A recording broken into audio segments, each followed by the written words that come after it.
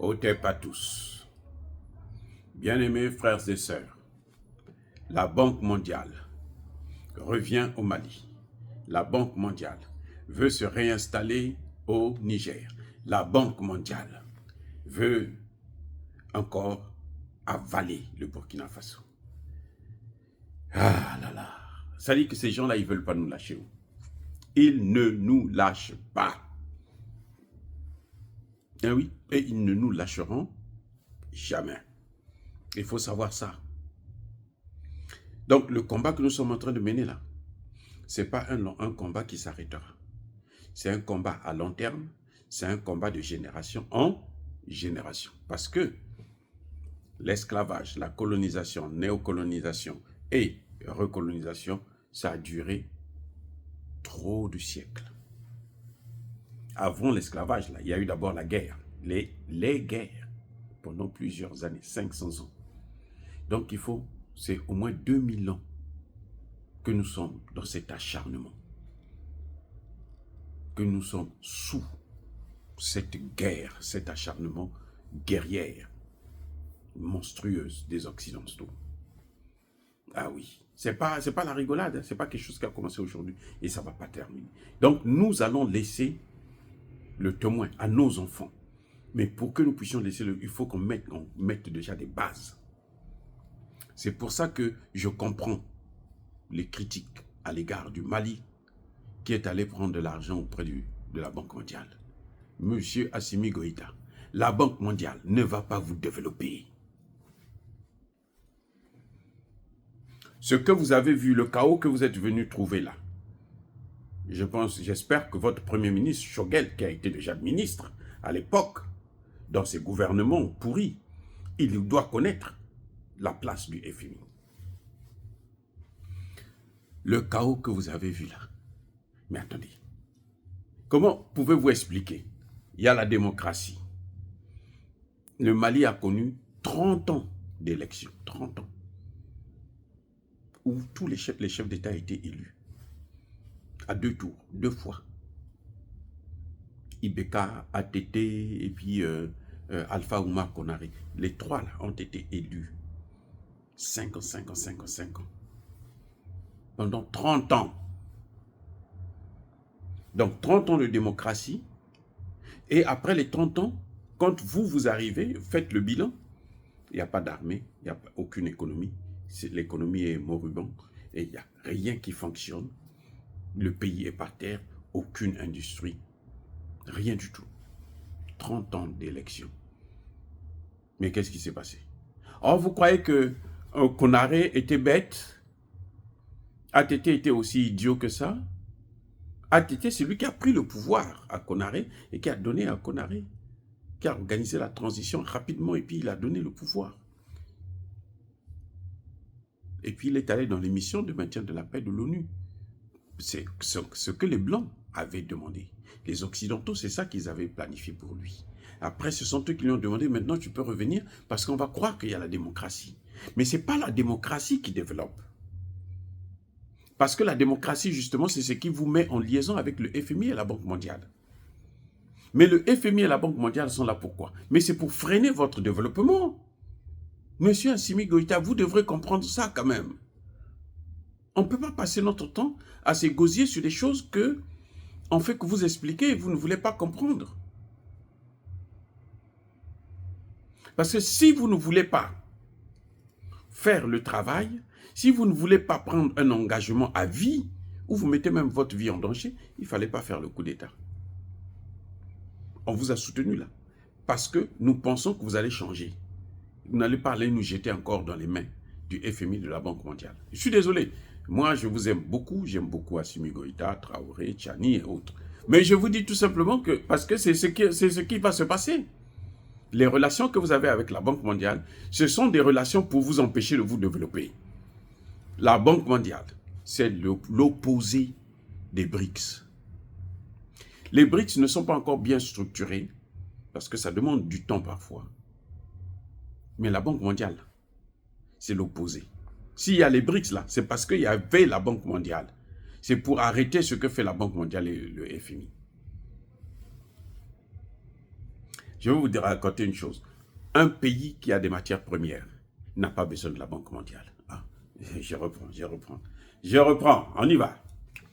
Un pays qui a des matières premières n'a pas besoin de la Banque mondiale pour se développer. Il n'a pas besoin du FMI pour s'en sortir. Pourquoi je dis ça?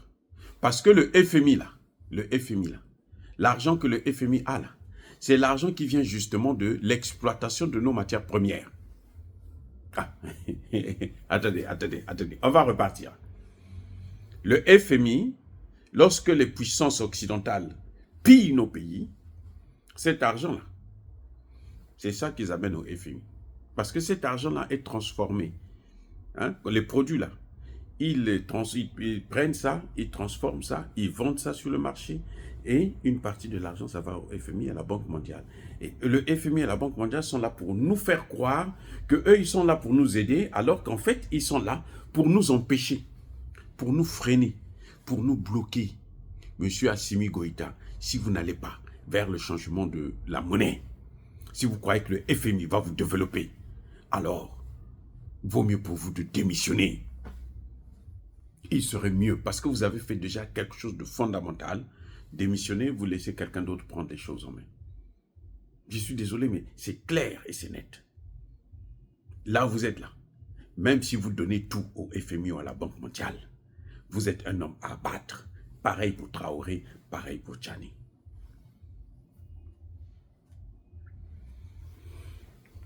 Ces gens sont capables de donner des milliards à qui que ce soit.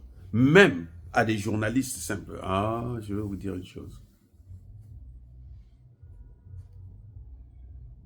Les journalistes, même les journalistes là, ou les panafricanistes que vous voyez là, même eux, on peut leur donner de l'argent pour vous tuer.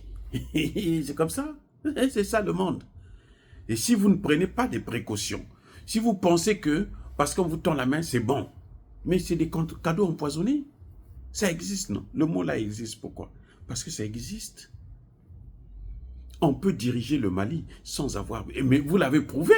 C'est-à-dire que le problème, moi, ce que je vous reproche, c'est parce que ce que vous avez fait là, ce que nous avons acclamé, que nous apprécions, au moment où c'était, mais alors, chaotique, vous ne pouviez pas vous en sortir si vous n'étiez pas sérieux. À ce moment, vous avez fait ce qu'il fallait. Et maintenant que vous êtes en train de sortir la tête de l'eau, vous voulez faire maintenant le contraire. C'est-à-dire que vous voulez faire n'importe quoi. Non, ça ne va pas là. Les moments les plus durs pour le Mali, le Burkina Faso, le Niger est passé. Ce moment-là, il est passé. Quand il y avait les sanctions là. Oh.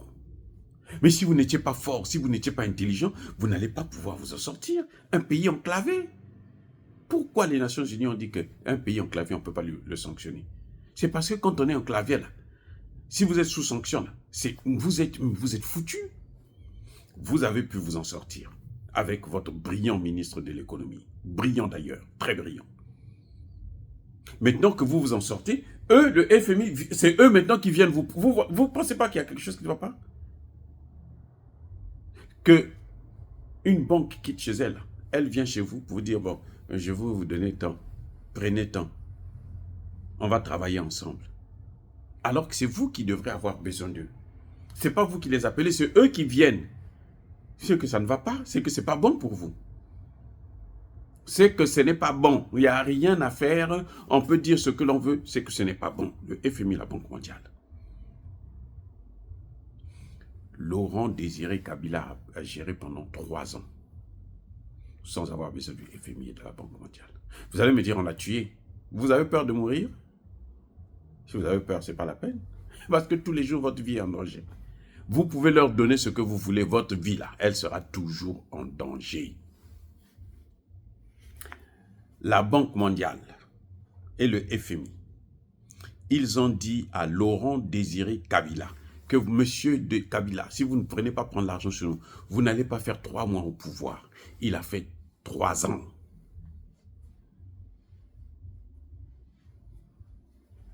Donc vous êtes capable de vous en sortir sans le FMI, sans la Banque mondiale. Privilégiez à la rigueur les relations bilatérales avec quelques pays, les pays les plus sérieux que vous connaissez. mais pas la pacotille occidentale de l'OTAN ou de l'Union européenne. C'est même pas la peine. Si vous comptez sur eux pour le développement, alors c'est pas la peine. La seule chose que le peuple vous demande, aujourd'hui encore, moi aussi je viens me mettre avec ce même peuple-là, c'est que vous sortez une monnaie. Nous voulons une monnaie. Nous, on n'a pas besoin de l'argent du FMI ou de la Banque mondiale. Le FMI, la Banque mondiale, c'est le dollar. Nous ne voulons pas du dollar. Si c'est pour ça que vous êtes là, alors vous vous êtes trompé de métier, vous êtes trompé de direction. Oui. Qui a détruit, dévasté nos pays? Mais c'est bien le FMI et la Banque mondiale. La pauvreté au Mali, là, que vous voyez, le Mali, là, le même Mali. Quand vous étiez jeune, je ne sais pas si vous vous souvenez encore, vous étiez peut-être trop jeune pour constater ça. Au Mali, il y avait des usines de fabrication de ceci, de transformation de cela, transformation du coton, fabrication des tissus. Au Bénin, au Togo, au Niger, au Burkina Faso. Dans tous ces pays-là, il y avait des usines. Et ces usines appartenaient à l'État, comme le Burkina Faso est en train de les ouvrir comme des champignons, là. Il y en avait déjà. Mais qui a mis par terre toutes ces entreprises? Qui? Mais c'est le FMI et la Banque mondiale. Surtout quand le fameux économiste bidon de merde, qui est là en Côte d'Ivoire, là, qui a endetté la Côte d'Ivoire jusqu'au cou, au point où chaque Ivoirien doit à lui seul un peu moins d'1 milliard de francs CFA. Attendez, soyons sérieux. C'est le FMI et la Banque mondiale qui a bousillé toutes les économies africaines.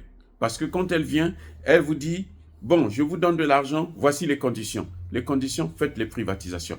Toutes les entreprises de l'État ont été privatisées à cause du FMI de la Banque mondiale. Vous critiquez l'armée, l'armée est pauvre, l'armée est affaiblie, vous regardez seulement ATT, vous regardez seulement IBK, vous regardez seulement Alpha Omar Konaré. Non, il n'y a pas que eux. Ce n'est pas eux seulement. De toute façon, eux, la plus grosse erreur, c'est d'avoir cru à ce voyou qui est en Côte d'Ivoire, qu'on appelle Alassane Ouattara, qui était à l'époque directeur du FMI section Afrique. Leur faute, leur erreur, leur mistake, c'est ça. Parce qu'ils ont cru à ce voyou. Et oui, ce sont eux. Ils viennent, ils vous posent des conditions. Et maintenant, vous savez, ce sont eux qui ont bousillé l'armée. Ce sont eux qui ont bousillé l'éducation, la santé. Parce que quand ils vous donnent, ils vous disent, vous n'allez pas construire des écoles, hein. Vous n'allez pas construire des hôpitaux. Non, non, non, non. Vous devrez mourir. Laissez les gens mourir. C'est tout. Ce que nous voulons, c'est ça. C'est des morts. C'est comme ça que le FMI fonctionne. Donc, M. Assimi Goïta, s'il vous plaît, nous vous demandons, arrêtez avec ces histoires-là. Vous avez traversé la partie la plus dure. Maintenant, celle qui reste là, c'est avoir votre monnaie pour être plus ou moins souverain. La souveraineté, là, c'est ça. C'est la monnaie. Ce n'est pas ces histoires-là. Qu'on ne vous trompe pas, que c'est dur, qu'il y a des ceci à réfléchir. Il n'y a rien à réfléchir. N'hésitez pas, allez-y. Si on se casse la figure, après tout, c'est le peuple qui a demandé, votre problème, il est où? Si vous vous cassez la figure parce que vous avez fait la monnaie, ça ne marche pas. Mais le peuple, là, va assumer. Quand vous êtes sorti de l'AES, le peuple ne vous a pas soutenu. Pourquoi? Parce que c'est ce qu'ils voulaient. S'ils ne voulaient pas, ils allaient vous dire. Hein. Ne croyez pas qu'ils ont peur de vous. Ce n'est pas parce que vous êtes colonel. Non, ils n'ont pas peur de vous. Ils vont vous dire que non, ça, nous... Mais attendez, là, au Burkina Faso, c'est un colonel qu'on a enlevé, non? Damiba, ce n'était pas un colonel. On lui a dit non, on ne veut pas de toi. Ta politique, là, ça ne nous plaît pas. Voilà. Donc, on vous dit, vous n'avez pas besoin du FMI de la Banque mondiale. Allez-y. Si maintenant, ça ne marche pas, là, si vous créez la monnaie, ça ne marche pas, le peuple la comprendra. Il vous dira, ok, c'est nous qui avons choisi. Donc, nous, on va changer d'idée. Et puis, ils vont changer d'idée. Voilà, c'est comme ça que ça se passe. Mais ce n'est pas aller à la Banque mondiale et au FMI. C'est le problème, c'est ça. Ils ne font pas partie de la solution du tout. Vous vous trompez. Ils font partie du problème. Oh, bien-aimés frères et sœurs, soyez bénis, abondamment bénis par le Dieu des Kémites et par nos ancêtres transilisés. mais que tous ceux qui persécutent le continent africain, le pillent et le déstabilisent, qu'ils soient noirs, blancs, chinois, arabes, juifs, indiens ou qui qu'ils soient punis, maudits, foudroyés, neutralisés, écrasés, effacés par le Dieu des Kémites et par nos ancêtres angélisés. Vive l'Afrique éternelle, j'ai dit et j'assume.